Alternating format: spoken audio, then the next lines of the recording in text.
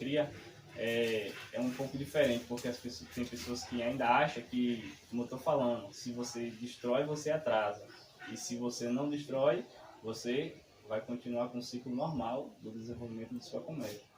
A Uruçu, ela tem um projeto que quando as crias terminam de nascer, ela automaticamente vai se desmanchar e elas vão destruir para fazer novas células de cria com aquele ser único. Entendeu? E tem pessoas que ainda acham que é como a africanizada. Ela só vai reaproveitar, mas não. É só uma vez e ela descarta. Entendeu? Sim.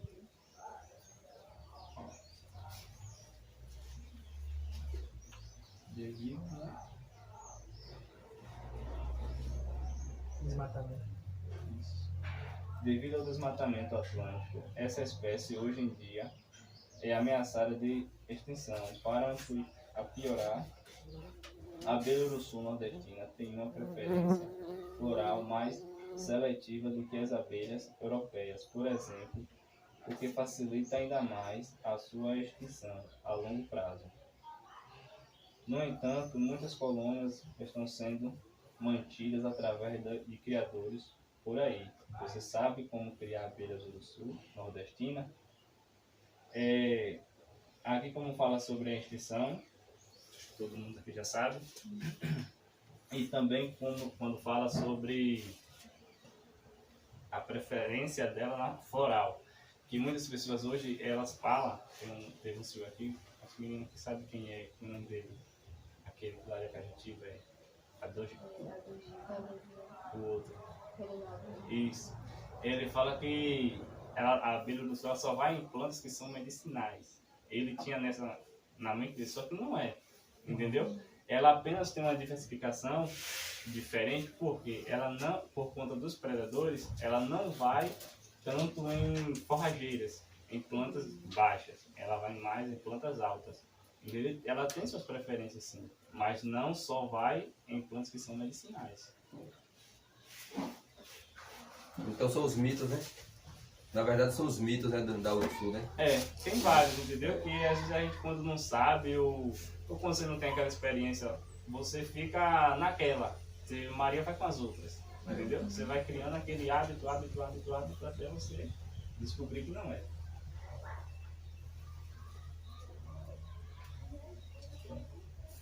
Tendo as suas próprias abelhas uruçu nordestina, parece que é muito complicado criar abelhas de quaisquer espécies, mas não é em especial está aqui pelo fato da abelha uruçu nordestina ser robusta e resistente. Basta que o criador tenha cuidado com o manejo mínimo e que as revisões da colônia sejam feitas de maneira periódica.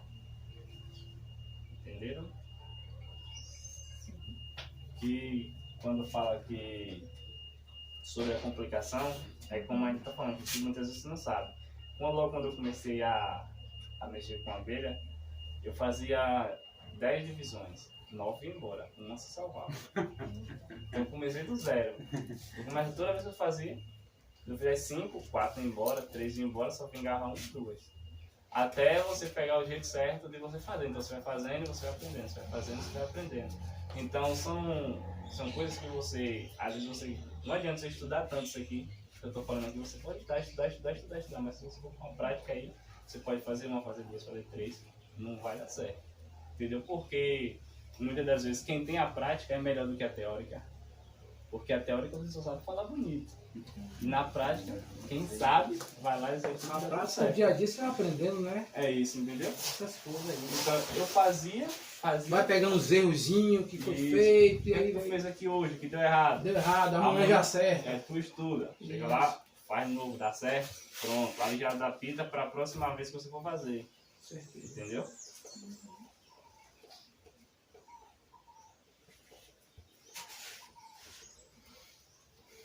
Por sinal, é muito importante que se tenha armadilhas para florídeos, que são pequenas moscas que simplesmente destroem a colônia da maioria das espécies de abelhas sem ferrão. Pode ter certeza, elas são verdadeiras pragas para as abelhas do sul nordestino. Realmente é. Tem algum exemplo de armadilha? Isso eu ia falar. Realmente é e é terrível. É pior do que você lidar com a africanizada, o florídeo na africanizada. Porque se der, ela tem vários estágios. Agora, se você não cuidar, o cuidado certo, ou você tiver o jeito de fazer logo, assim que eu digo de início, eu também perdia muito por causa disso. Eu fazia, mas não fazia do jeito correto em relação às armadilhas que eu não colocava. Porque ao você fazer a divisão, por experiência própria, eu indico e recomendo para que quem for fazer já entre com o vinagre no potezinho, que você pode ser coletor, pode ser qualquer vasilha pequena ali. Você pode pegar, pronto, até dessa que você fizer e ela tiver êxito, você pode colocar e você vai ver que vai chegar a mosca. Tem umas que ela chega para destruir e outras ela chega com menos proporção. Os mineiros, não sei se eles já fazem divisão assim. Só para reforçar, na verdade, o que acontece o vinagre e a armadilhazinha, às vezes a gente só pode colocar se ele tiver, se o florídeo tiver. Se não tiver, não é bom colocar pelo seguinte, porque vai atrair. Então, se ele não tem, quando você bota o vinagre, ele vai atrair mais ainda. Então, na verdade, o cuidado, tem que ter bastante cuidado para que isso não aconteça, porque quando você vai, se você tem o cuidado, então, na verdade, não vai furar nenhum pote ou nenhuma cria, o florídeo não vai aparecer. Beleza, então você não vai botar, mas se tiver, tem que botar, porque se não botar, isso já aconteceu comigo já, e eu já perdi uma colmeia assim em 3 dias, na verdade, porque eu não estava e era forte. Eu não fiz nem uma multiplicação, eu fiz uma divisão, na verdade. Como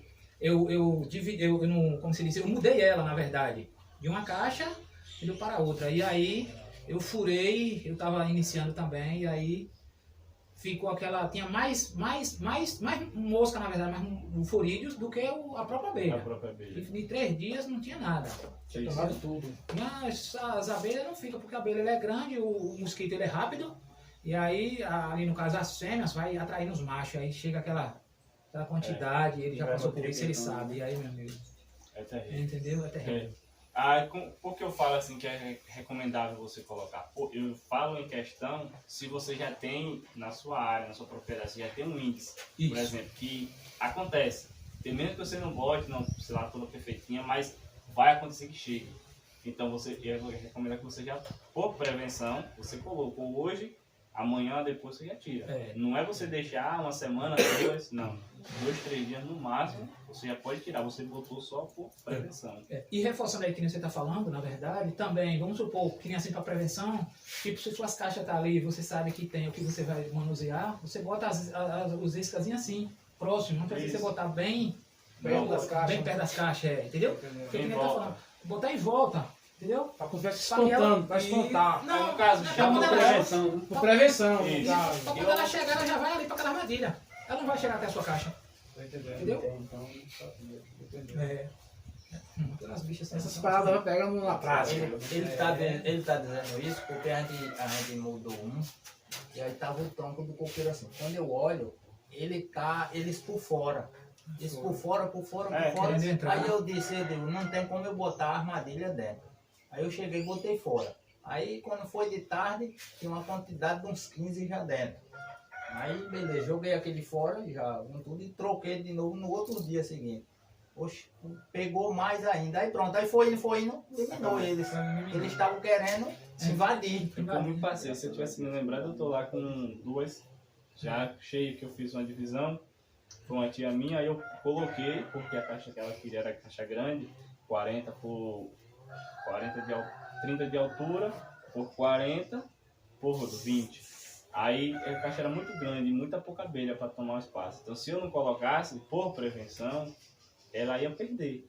Aí eu coloquei, então todas que chegou, caiu dentro. Aí assim que eliminou as abelhas, automaticamente ela vem cá e tapa os furinhos também, tem isso.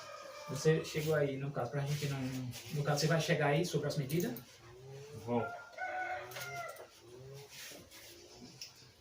Ok? Ok. As revisões, né? Isso.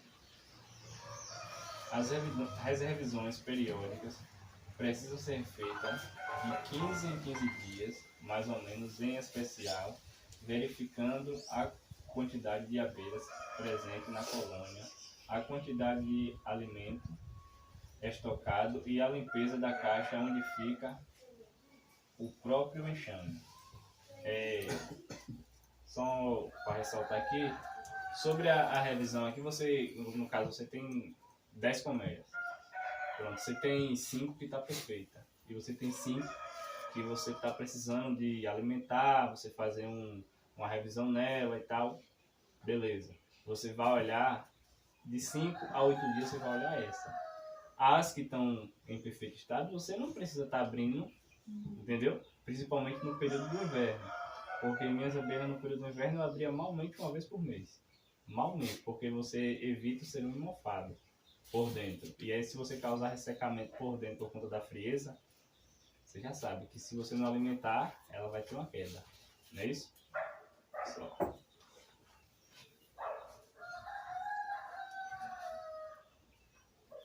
Caso a colônia que você crie seja pequena, com poucas abelhas, o ideal é alimentá-la com comida energética. Por exemplo, a cada 3 dias coloque 50 ml desse tipo de alimentação dentro dela, que será mais do que suficiente. Alguma dúvida sobre isso? Não. Aqui o alimento energético que fala é se você não quiser botar um tipo de alimento de ambas as partes, de um e de outro ali. Aí você, porque não dá pra ver, mas são alimentadores de madeira que eles são colocados com furo no fundo. Acho que os meninos já devem ter esse, não sei. Aí se você não quiser fazer uma parte desses pontos por fora, você coloca por dentro. Então se caso não tiver, daquele.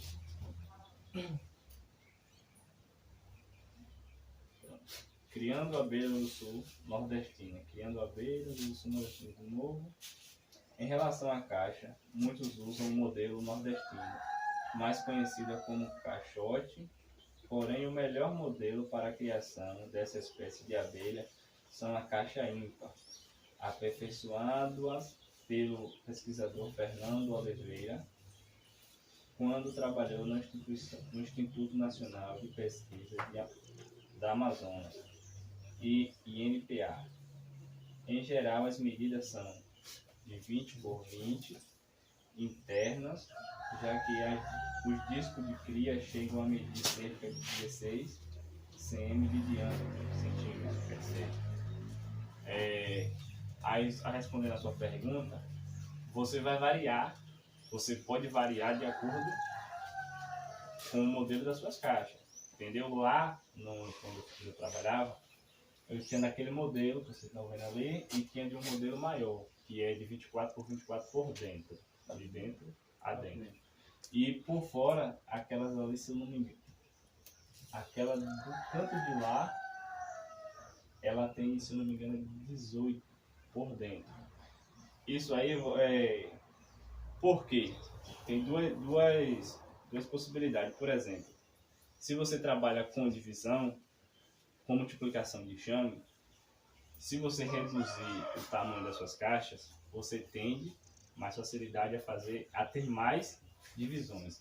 E se você trabalha com produção de mel e você reduz o espaço, você tem pouco mel, né? Então, para cada atividade que você vai exercer, você vai se adaptar de acordo com aquilo. Porque, por exemplo, se eu pegar uma caixa daquela ali e colocar um sobreninho ou milgueira, tanto faz que a gente chama, porque tanto faz ela subir com um ninho ou com uma milgueira. Isso.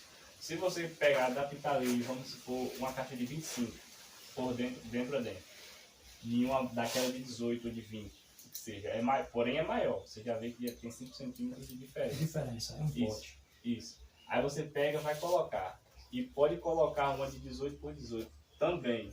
Você vai ver que ela tem tem de mais facilidade a subir, como tem de mais facilidade a preencher o espaço. E sendo que você colocar a outra, você vai ter uma dificuldade. Entendeu? Se vocês vão ver a dificuldade nessa de cada ponto. Eu trouxe 3 tipos de... para vocês terem mais ou menos uma ideia de como é que funciona. Uma abelha forte, uma fraca e a outra também no processo de divisão. Na hora da... que a gente for para a prática, a gente vai abrir, você vai ter uma noção. E no caso de você falando isso, em pouco tempo que eu crio, na verdade, eu fiz um pequeno curso também. O que que acontece? Eu já observei sobre isso. Questão de genética delas. Não sei se você que já tem mais tempo do que eu já observou isso. Sobre os espaços, é por isso que eu queria chegar lá. Sobre os espaços. Então, o que que acontece? Como você falou, se você tiver uma caixa de 24 por 24, se você tiver uma genética fraca, ela nunca vai se desenvolver, seja na produção de mel ou na... Então, isso é uma questão que, tipo, todos que estão aqui, para criar, tem que observar isso. A genética que você tem para o espaço que você vai colocar. Por quê? Assim, até mesmo que eu aprendi logo sobre isso. Foi na caixa de 22 por 22. Ele aqui, que é um criador mais velho, eu estava comentando com ele sobre isso. Por quê? Porque você sabe que naquela época tinha muito de tirar, né, da natureza. O que que acontece? Eu fui fundo nisso aí. E eu passei a ver que todos os ovos têm quase a mesma dimensão. Quase todos. Então isso é muito importante, a gente ver isso sobre a medida. Porque assim, ele aqui vai criar, mas qual a medida ideal para as minhas? Pronto, 22 por 22, 20 por 20 é o ideal. Porque como você falou assim, de 24, aí às vezes você pega uma genética fraca, ela nunca vai se desenvolver, e aí ele vai continuar batendo na tecla, e vai chegar falar, por que não está desenvolvendo? Entendeu? Isso é muito importante. Isso. Uma outra questão de raciocínio aqui que não basta você ser um especialista para você raciocinar. Por exemplo, aqui é uma garrafa. Na natureza, muitas das vezes, 100%, 99%, vamos botar que a uruçu, a abelha ela vai estar na natureza nesse centímetro. Aí você vai lá, arranca, faz a captura, chega cá, você vai e coloca assim. Raciocínio. Se a bicha ela tá aqui, ela tem... Se o disco de cria dela são 16 de diâmetro, de centímetro, e ela vai subindo. E se você vai fazer esse aqui, ela vai fazer um de 16, outro de 16, outro de 16, se assim ela tiver espaço. Entendeu? Nesse sentido, ela vai fazer um de 16, outro de 16, outro de 16. Ela pode, dependendo do comprimento e da largura, ela pode até estender. Que nem você, eu tô falando dessa daqui que você vai ter de 40, entendeu? De 40 por 30 por 20. Aí ela pode até exercer de cá para cá, mas aí você pode observar também que ela vai chegar numa parte aqui, ó, ela vai separar isso aqui, vou subir só com o disco de cria aqui, e esse lado de cá eu vou ocupar com pólen e com mel. Você pode observar isso também, que ela não é... vou botar, por exemplo, tem um rapaz, um colega meu lá em Cardeal, ele, digamos que ele adaptou um novo método de caixa de divisão. É bacana. Para ele que trabalha só com produção para venda, é beleza, porque se você comprou, você quiser só multiplicar, beleza. Se eu não estou enganado, as caixas que ele fez de 20, que é 20 por 40, 20 por 35, as caixas dele. Então, ele cresceu e diminuiu em relação a essa de 40 por 30, entendeu?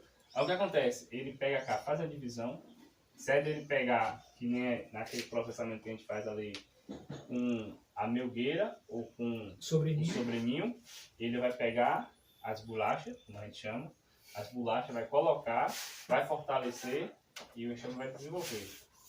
Beleza. No máximo 2 meses e meio, 3 meses ele vai vender. Então ele não vai ter problema nenhum. O problema vai ter para quem comprar. Entendeu? Então são coisas que você, como o meliponicultor, o apicultor que seja, você tem que estudar naquilo que você quer exercer. Por isso que eu estou falando. Se você vai para o mel, você tem que ter espaço. Se você vai para a produção, você tem que ter menos espaço. Então o que acontece? Ele tem desse modelo aí, só que ele está acabando. Por que ele está acabando? Porque se ele vai ter essa caixa maiorzinha, elas vão ter, então ele pega duas bolachas de um, mais duas de outra, forma 4. Pronto, já é uma colônia feita. Eu não sei se você vai chegar lá nessa parte de comprar, mas eu aprendi cedo como comprar, como você avaliar. O que acontece? Então isso o que está acontecendo? Ele está mudando por forma de alguém sem conhecimento está comprando. Isso, é isso, entendeu? Se, por exemplo, hoje a demanda que tem muito no mercado, por exemplo, a cidade, em Salvador, tal, o pessoal está querendo muito. Então você chega aqui, você faz um anúncio lá no Mercado Livre, na internet, pronto. Aí tem um cara de lá que não sabe nada disso, mas ele tá vendo que você cria dentro do apartamento lá em Salvador, na sua cidade. Beleza, ele quer criar uma. Ah, eu quero uma abelha. Pronto, chega lá, você faz um, por exemplo, em média. Pronto, por exemplo, aquele enxame, os dois, o do meio, os três de lá. Uhum. Os dois do meio. Dois do meio. Aqueles dois enxames do meio ali, sendo meu, eu sou sincero a você, que menos de R$1.200 eu não tenho. Uhum. Sou sincero em dizer a você. Os três do meio. Os três no meio. Esse de cá, eu fiz ele no começo do ano e o outro foi no ano passado. Uhum. Eu sou sincero a você que menos de R$1.200 eu não tenho. Essa de cá até por R$700 eu entrego. Essa do canto. Você vê que tá maior e tal. Até por R$700 eu entrego. Aquela de lá, menos de 1.000. Não vai. Entendeu? Menos de 1.000 não vai. Pronto. Então, você conhece o que você cria. Você está trabalhando, você está ali dia a dia, você sabe o que você tem. Vai pegando manejo, né? Então, você vai pegando jeito, não é maneiro, você vai pegando jeito. Por exemplo, você vai pegar eu como comprador, eu como vendedor, você como comprador. Você vai chegar nessa caixa de cá que eu tô falando para você, que eu, por menos, até por R$700 eu entrego, você vai chegar ali, beleza. E você vai ver aquela outra pedindo 1.200. Você sabe daí que eu não vou deixar de dar Nessa grande, nessa maior. grande de cá que ele está pedindo aqui R$700 para eu comprar aquela grande, aquela pequena que ele está pedindo R$1.200. Verdade. Entendeu? Verdade. Aí por quê? Falta de raciocínio, porque acho que tamanho É, tem mais. Mas não. É, Não é nem por ter mais. A de vai cá. pro tamanho do olho. Tá vendo? Entendeu?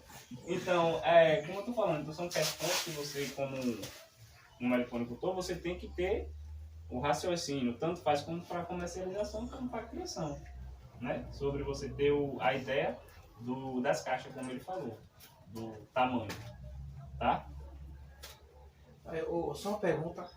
Tipo assim, a pessoa que compra para cuidar em apartamento, a produção não é a mesma, que só tem concreto, né? Aí depende. Aí é pro hobby.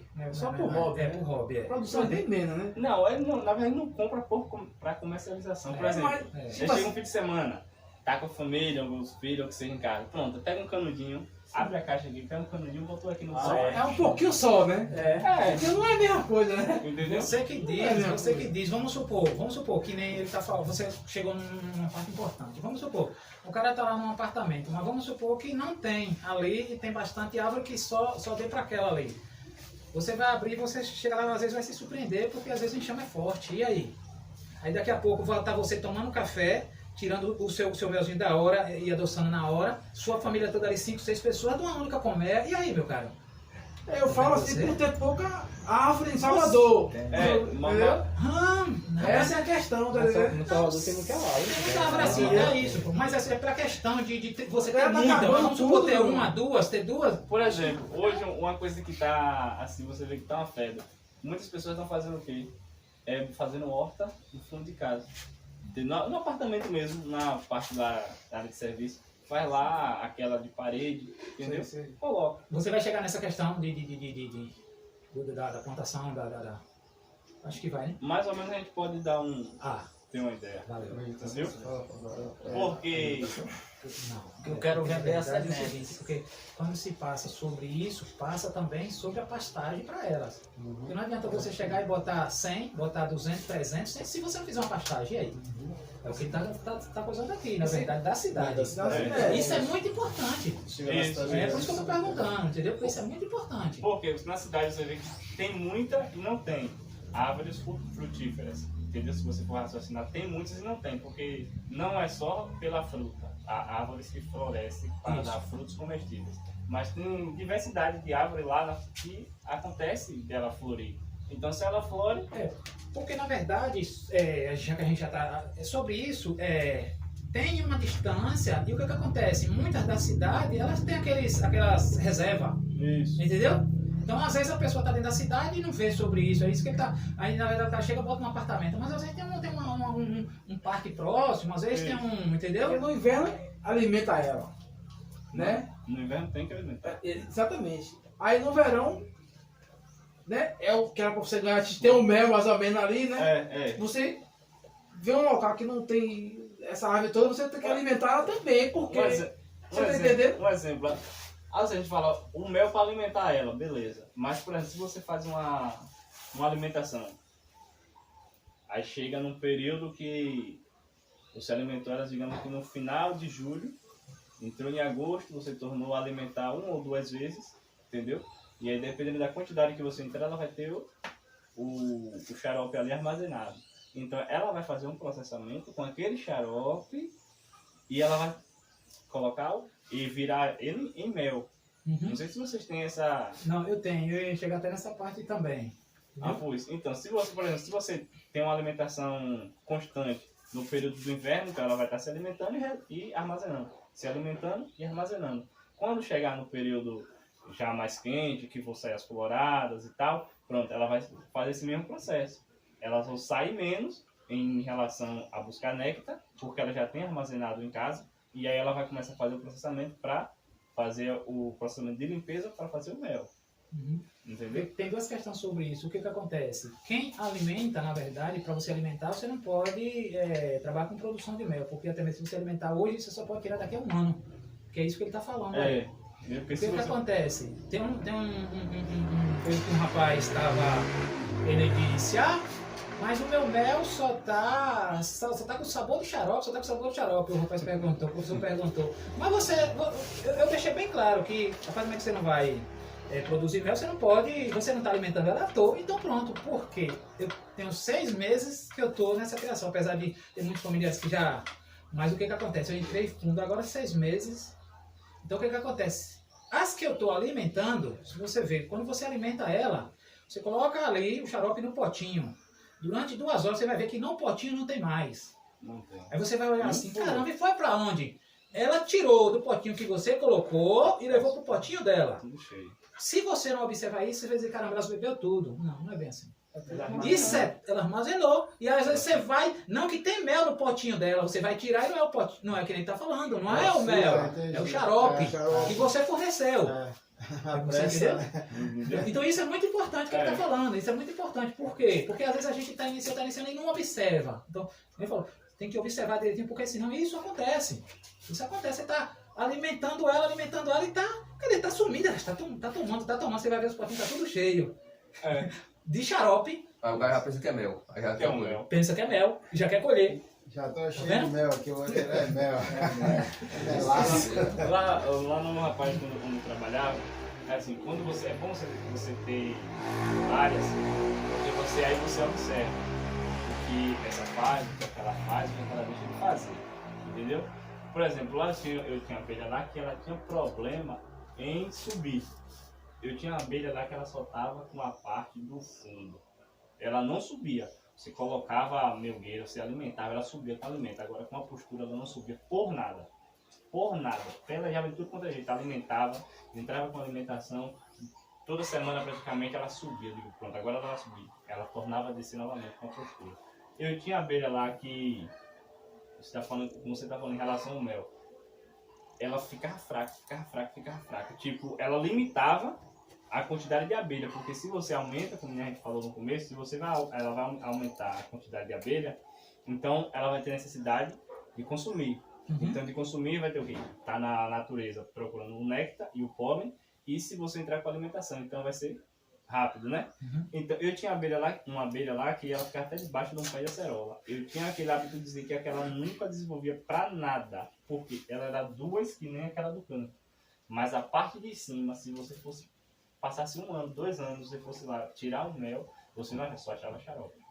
só achava o gosto do xarope. Porque ela tira, faz o processamento todo, mas você sente, quando você conhece a diferença, você sente de um para o outro. E a coloração que fica do mel e do xarope, quando você faz o xarope. Entendeu? Porque o xarope, por mais que quando você coloque no fogo para ferver, porque eu gosto de ferver e ele dura mais, não azeda, você vê a coloração. Quando ela faz o processamento, ela vai deixar ele bem clarinho. Claro, você faz assim mesmo, que é até água às vezes, pela claridade dele. Ok? E se ficar botando o cano no dedo assim pra chupar o mel, não cisma não, velho? Do jeito que você falou, o cara botar o cano no dedo assim pra ficar. Não. Ela não cisma, vai embora não? Só assim, se você botar, vou botar azeda. Ah, só bota uma vez e não pode botar de volta não. Se você botar aqui, você chugou. Botou na boca ali. Sugou. Então, se você botar para voltar novamente aqui, vai azedar. E o mel, então o mel que a gente vinha trabalhando no litro com assim, se cheirar, azedou. Abrir assim e cheirar, azedou. Não pode cheirar não. Ele tem Porque aquele litro ali que a gente trabalha com litro de vidro, né? Com uma rosca ali, quem abrir não é para todo mundo andar não. Porque às vezes o cara anda, chega lá, aí você vai passar e já tá azedo. Aí o cara, você vendeu um produto sem qualidade. Não pode. Não sei se você vai chegar lá no armazenamento assim no que ele está citando. A gente pode discutir, mas aqui não tem bem 100%. Não, assim, no caso, isso é uma questão importante até mesmo para todos, pelo seguinte, porque isso eu aprendi também logo sobre o armazenamento. Que, no caso, assim, vamos supor, eles vai trabalhar com, no caso, com uma quantidade, no caso que ele já vende. Isso não é ideal no litro com tampa de rolha, de cortiça, entendeu? Isso não é correto. Isso não é correto, entendeu? É que ele tá falando, você tá vendo aí, no caso, vamos supor que o meu é tão fino que às vezes você encostou ali na tampa, ele vai ter um contato, querendo ou não tem um contato, entendeu? Então vai o quê? Vai azedar, entendeu? O correto seria dessa forma aí, ó, você lacrou, já foi, entendeu? Seria daquela forma ali, lacrou, já foi. E apesar também que você, no vidro, não sei se aconteceu já com vocês, comigo já aconteceu, eu tirar o mel no vaso de um